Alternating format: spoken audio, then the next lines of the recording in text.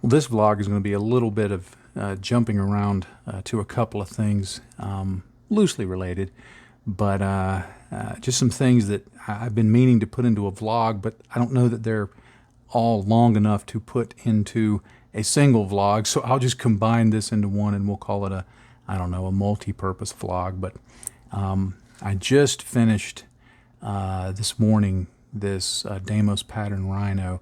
By the time this vlog comes out, you will have already seen the Patreon early release, the ad-free early release, so you've already seen this. But man, I had a lot of fun with this kit. I was a little intimidated by painting yellow because I don't remember, well, I guess I did paint one, but it wasn't this large, painting something yellow. And I always hear people talking about, wow, painting yellow is really hard to paint. And but I had seen a video of Richard Gray, who I talked about on the previous vlog about some of my favorite mini painters, and I saw how he painted yellow, and I essentially followed that method with a few modifications on this model, and man, it made it easy. So now I'm looking at it going, yeah, yellow. I'm not even intimidated by that. Yellow's fun to paint, and just pay attention to some details. You'll get it done. So yeah, I was real happy with how this turned out. And I love how over the top and ridiculous it is, because you've got, here's this vehicle of war and you paint it bright yellow. But that's what Warhammer is. It's over the top, and that's one of the reasons I love it. Now, I've talked about before, when it comes to stirring, when I use Citadel paints, because they're in their paint pots, and Tamiya paints, anything that's in a jar or anything like that, I always talk about using the stirrer like that, not shaking it up, not relying on a manual stick to insert in there and stir it around. I mean, if you have to do that, you have to do that.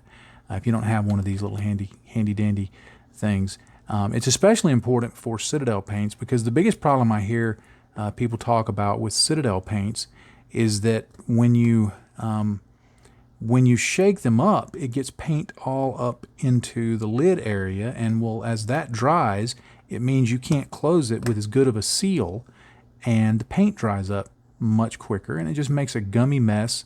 And frankly, especially for their paints, now with the shades it's a different story, but you can get away with shaking those some. But with the paints, I don't care how much you shake them, you're really not going to get them fully mixed up just by shaking them. It drives me crazy. The guy who works at the local Warhammer store, great guy, I love him, always great with customer service and things like that. But every time he has to go into the back, or every time I'll go in with a list of paints and he'll be pulling them off the shelf for me. He's always real kind about doing that. And every time he grabs one off the shelf, he starts shaking it. And I want to go, no, don't do that, because I don't want to have to go home and clean the lid off.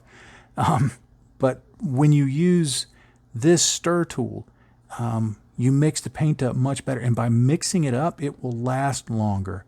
The stuff won't sit in the bottom. It won't. The medium up top won't evaporate as fast. The paints just last longer when you use something like this to shake them, or to mix them up. So this one, I think I got it on Amazon for maybe $12 or $13. I think Badger makes one that you can get on Amazon that's between $15 and $18. But either one I highly recommend. Now, while these work great on every paint I've ever used them on, you can't get them down in here, because even when you unscrew the lid and pull the top off of the paint bottle, this little dealie here is slightly bigger than the opening in the neck of the bottle, so you can't get it down in there so that you can stir the paints up. So you have to shake these paints up, and I always put the little shaker balls in them. I always keep a supply of them. Where's my supply of them? Here, I'll grab something. It's not like you don't know what they are, but I just keep a bag of these handy.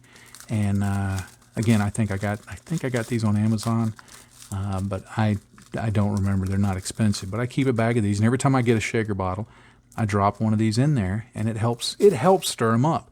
But a lot of these paints, like this cold white, man, this stuff is thick like glue. And once you thin it out, it paints on just fine. But in the bottle, it's really difficult to shake up. Well, patron Christopher Bernique asked me about a product that I had meaning to get, but I just kept putting it off and putting it off. When he finally asked me about it last week, I said, you know what, I need to order one of those. And I'm really, really pleased, because I'll admit I thought it was a bit gimmicky when I saw other people using it, but now that I've used it, I'm sold on it. Now, there's a lot of brands of, I think these are called Vortex shakers. This one is sold as a medical supply. It was shown as something that you use for shaking vials in a lab and stuff like that. But it did note that it was also good for minis and things like that. This was $34, so it wasn't cheap, but it wasn't expensive.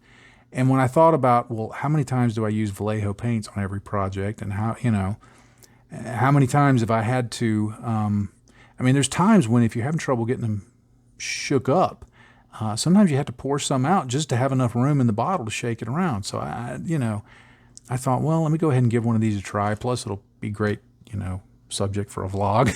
So this thing, it's just got some little doohickey under here that just spins around like 7,000 RPM or something ridiculous like that. Although you can put your hand on it and it doesn't hurt. And in fact, I was when I first started using it, I thought, hey, that'd be a good, for a back rub too. But you just take your paint and you just push it down on here, and it just shakes the paint around like that, and it really gets it vibrated. And what I do is I just hold it down there like that, and then I flip it over, and I do the same thing. Now, when I saw people using this, I thought, yeah, but is it agitating it enough?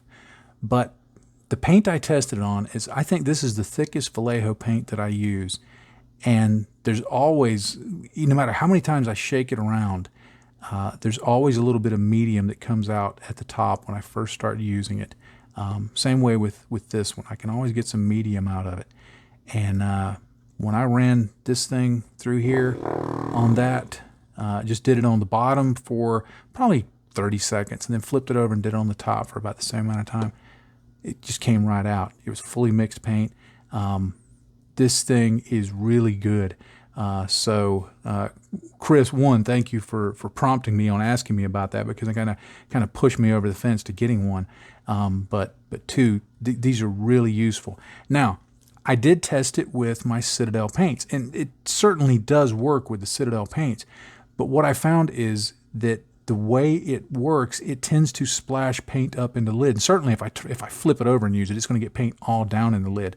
So for this kind of bottle like this, I'm still going to use this stir tool right here, because I think it does a much better job, given the shape of the bottle, than it does with using it with this.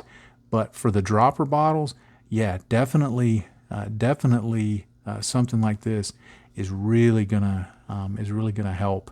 And like I said, you can have a handy back rub too with it.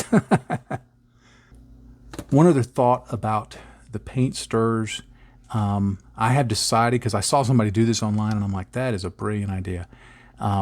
He said because these burn out from time to time. I can usually get 1.5 to 2 years out of them, then they burn out.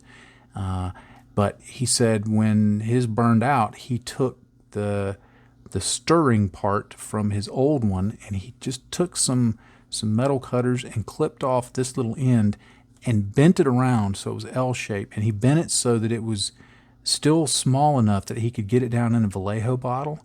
But once he put it down in the Vallejo bottle and spun it up, he said, now that mixed stuff up really well. So the next time one of these burns out, that's what I think I'm going to do. I'm going to convert this and see how that works for me. Now, I don't remember if I've shown this before, and if I have, I apologize, because my memory is bad. At work, customers will call me and they'll go, hey, this is so-and-so. Have you had a chance to review that paperwork I sent you? And I'm like, what paperwork? And don't you remember we talked last week for half an hour? If I don't write it down, I forget it. My memory is awful. So if I've shown this before, I do apologize. But there's a lot of ways of using these clothespins. I mean, certainly to hold things together and to hold parts while you're priming them or painting them, while stuff's drying. There's a lot of ways to use them. But one of the ways that I like to use them is when I'm cleaning my brushes.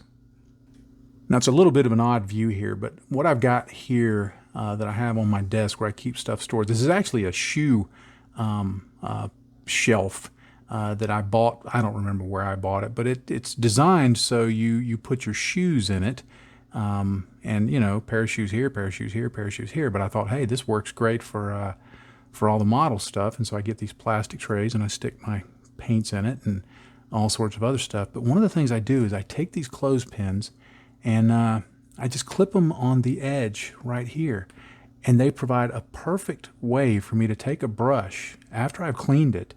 I can take the brush and just stick it in there just like that and let it dry tip down like that. And I keep 4 of them up here. I just took this one down to show, but I keep 4 of them up here, and once I've cleaned off a brush, I just stick it right up there and I don't think about it again. And the next day when I come in, I can pull that off of there and put it back into my jar.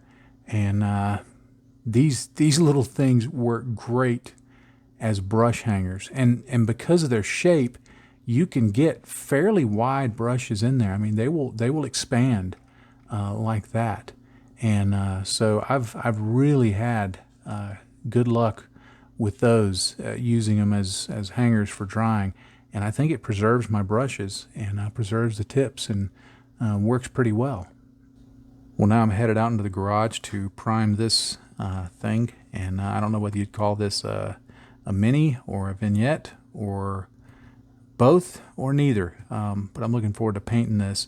So I know this hasn't been a real exciting vlog. I don't know that any of my vlogs are exciting now that I say that, but I hope it's just been some useful information that you may find helps you in your hobby, and if nothing else, maybe it helps you fall asleep and take a nap. So in any event, I appreciate, thank you very much for being a patron, and happy day to you, friends.